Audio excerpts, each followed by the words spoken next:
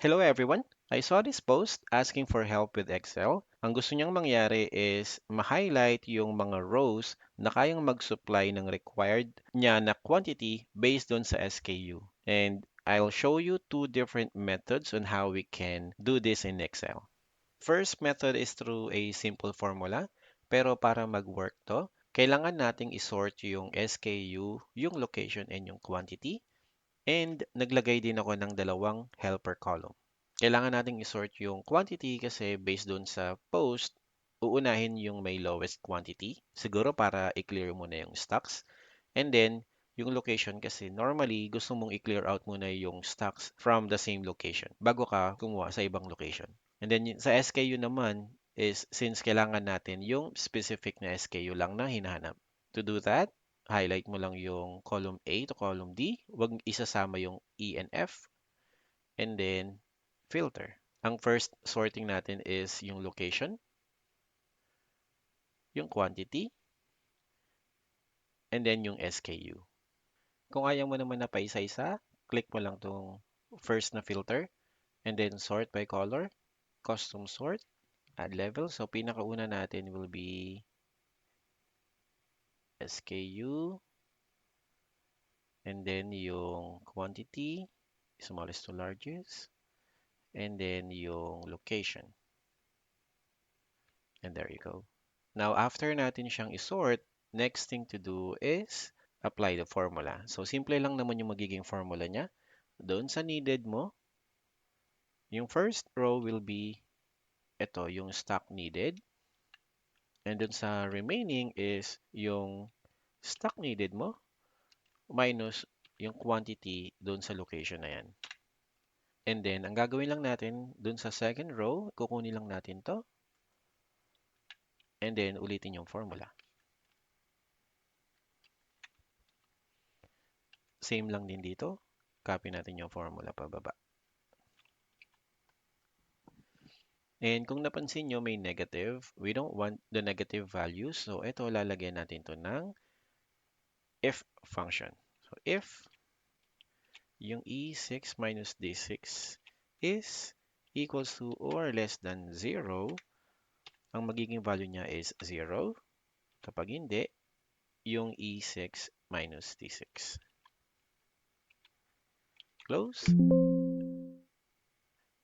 And nabaliktad ako dun sa equals at saka sa less than sign. Okay? And then, copy natin yung formula pababa. And there you go. So now, we were able to identify na itong rows na to, dun sa locations na yan, dun sa lot table 10 na to, mafulfill yung needed mo na stocks. Now, based dun sa request, gusto niya naka-highlight. So, gagawa lang natin ng conditional formatting. Extend natin yung range hanggang sa pinakababa. Conditional formatting, manage rules. And ang gusto natin is yung use a formula to determine which cells to format. And ang gusto natin is itong needed quantity. Yung column lang yung nakalock is greater than 0. If it's greater than 0, lalagyan natin siya ng highlight. Say blue, and then yung font gawin nating white. Okay, and there you go. Now you know na for this SKU, ito yung lot table 10 na kailangan mong kunin within these locations.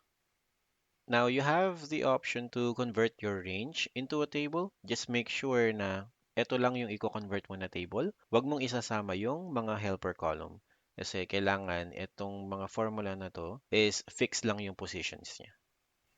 Now, the second method is if hindi pwedeng galawin yung raw data mo, kung baga meron lang siyang isang database kung nasaan lahat ng SKU, lot table 10, and so on and so forth, gagamit tayo ng filter function. Paano yung formula? Equals filter. Ang i-filter natin is itong table na to. Ang include natin is itong SKU is equals to yung SKU na kailangan natin. Then enter. At as I mentioned, kailangan nating i-sort yung quantity at saka yung location. Yung SKU hindi na natin kailangan i-sort kasi nga naka-filter na siya doon sa SKU lang na kailangan natin. To do that, inenest natin yung buong filter function sa sort function. Ano yung sort index natin? Yung column 4 at saka yung column 3. Yung quantity at saka yung location.